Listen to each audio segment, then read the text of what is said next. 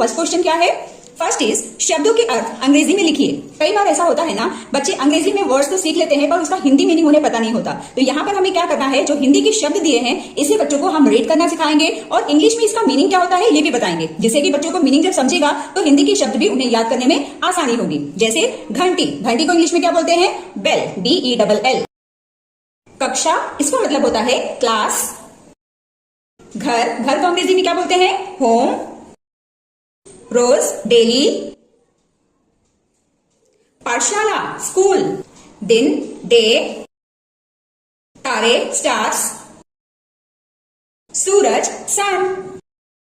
इस तरह से आप और भी हिंदी के वर्ड्स बच्चों को इंग्लिश में कन्वर्ट करने की प्रैक्टिस जरूर कराइएगा, जिससे कि वो हिंदी और इंग्लिश दोनों ही शब्दों को सही तरीके से समझ पाएंगे।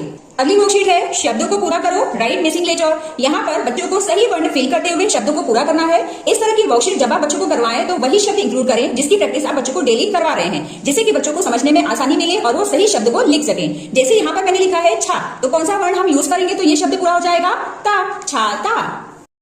इसमें कौन सा शब्द हम बना सकते हैं, ज्ञानी, बच्चा, दादी, और क्या बन सकता है, अपना। है ना बिल्कुल आसान। तो ऐसे ही आप भी बच्चों को शब्द बनाने की प्रैक्टिस करवाइएगा। अगली वर्कशीट है स्प्लिट द वर्ड। यहाँ पर जो शब्द लिखे गए हैं इसे बच्चों को ना तोड़ते हुए लिखना है। जैसे डा प्लस दी, दादी। इस तरह की प्रैक्टिस आप तब बच्चों को कराएं जब बच्चों को ना मात्राओं के साथ शब्दों को या फिर वर्णों को रीड करने में डिफिकल्टी होती हो। तो इस तरह की वर्कशीट के थ्रू आप धीरे धीरे उनकी रीडिंग को इंप्रूव कर सकते हैं। जैसे फर्स्ट क्या लिखा है, दा दी, तो इसे हम तोड़ के कैसे लिखेंगे, द पर आ की मात्रा दा प्लस द पर बड़ी ई की मात्रा दी, अब बन जाएगा दादी। ऐसे ही हम इसे भी लिखेंगे, ल पर ए की मात्रा ले प्लस क प्लस र। सो बिल्कुल इसी तरीके से सभी शब्दों को बच्चों को तोड़कर लिखना है और उसकी रीडिंग करने की प्रैक्टिस आप करवा सकते हैं। म पर औ की मात्रा मौ, स म, मौसम। र पर ओ की मात्रा रो, श, न पर बड़ी की मात्रा नी, रोशनी। ब पर आ की मात्रा बा, द, ल, बादल। तो ऐसे ही बच्चों को सभी वर्ण जोड़ जोड़कर लिखने हैं और फिर शब्दों के साथ उसका उच्चारण करना है। कोष्टक में से सही अर्थ चुनकर लिखिए। यहाँ पर कुछ इंग्लिश के वर्ड्स लिखे गए हैं, इसे हिंदी में हम क्या कहते हैं वो बच्चों को चुनकर लिखना है। CLAP, क्लैप, क्लैप का मतलब होता है ताली। 100, 100 का मतलब 100।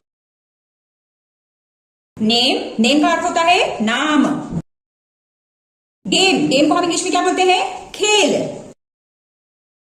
ओके।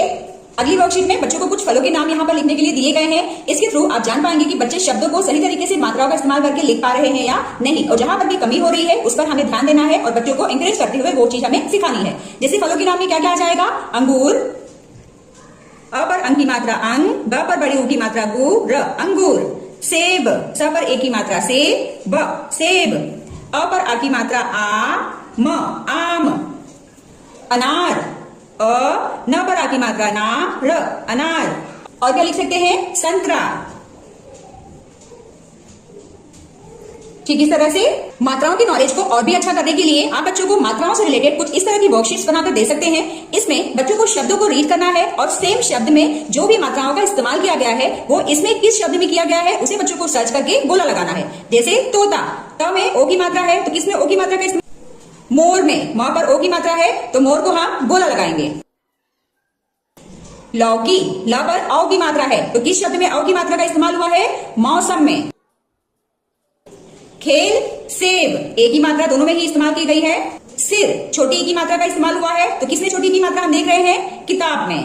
राजा, आ की मात्रा है तो आ की मात्रा का इस्तेमाल किसमें हुआ है, बाजा में। तो इस तरह से आप मात्राओं की प्रैक्टिस भी बच्चों को करवा सकते हैं। अगले क्वेश्चन में बच्चों को जो शब्द दिए गए हैं उसमें आ की मात्रा लगाकर उसे फिर से लिखना है और उसे धीरे धीरे करके पढ़ने की कोशिश करनी है। जैसे स पर आ की मात्रा हम लगाएंगे तो बन जाएगा सा, रा, सारा। द पर आ की मात्रा दा, ना, दाना। ज पर आ की मात्रा जा, ता, जाता। द पर आ की मात्रा दा, ता, दाता। लिंग बदलिए, इसमें स्त्रीलिंग है तो पुल्लिंग में और पुल्लिंग है तो स्त्रीलिंग में, यानी कि मेल फीमेल वाला बच्चों को इसमें सॉल्व करना है। तो लड़का का लिंग बदली करेंगे तो क्या हो जाएगा, लड़की। चाचा, चाची। मोर, मोरनी। बेटी, बेटा। ओके। अगला क्वेश्चन है कोष्टक में से सही शब्द चुनकर सही स्थान पर लिखिए। यहाँ पर कुछ वर्ण लिखे गए हैं, छ, त्र, ज्ञ, स्र। इन वर्णों का इस्तेमाल किस शब्दों में किया गया है उस शब्द को सही जगह पर लिख देना है। जैसे ये क्या है, श्रेय, यानी कि श्र का इस्तेमाल हुआ है तो इसे हम श्र वाले कॉलम में लिखेंगे, श्रेय। चित्र त्र का इस्तेमाल हुआ है तो त्र के कॉलम में आ जाएगा। कक्षा छ का इस्तेमाल है तो फर्स्ट वाले कॉलम में लिखेंगे। यज्ञ ज्ञ का इस्तेमाल है तो ज्ञ वाले कॉलम में लिख दीजिए। परीक्षा छ वाले कॉलम में। मित्र त्र वाले कॉलम में। श्रम श्र वाले कॉलम में। कुछ इस तरह से अगले क्वेश्चन को बच्चों को जोड़ियां लगाते हुए आंसर करना है। इस तरह की वर्कशीट हम ज्यादा से ज्यादा बच्चों को प्रैक्टिस इसीलिए करवा रहे हैं जिससे कि बच्चों को शब्द का अर्थ समझने में आसानी मिले, क्योंकि जब तक बच्चे शब्दों का अर्थ नहीं समझेंगे, मीनिंग नहीं समझेंगे तो उन्हें ज्यादा को समझ में नहीं आएगा। तो मीनिंग समझना भी बहुत जरूरी है, इसलिए इस तरह की एक्टिविटी आप बच्चों को जरूर कराइएगा। जैसे सिक्का, सिक्का को इंग्लिश में क्या कहते हैं? कॉइन। पत्ता लीफ। बिल्ली कैट। उल्लू आउल। बल्ला बैट। तो है ना बिल्कुल आसान। इसी तरीके से आप क्लास 1 के बच्चों को हिंदी की प्रैक्टिस करवाइएगा। आई होप आज की इस वीडियो से आप सभी को काफी हेल्प मिली होगी। तो चलिए मिलते हैं अब हम नेक्स्ट वीडियो में। Till then bye bye and take care.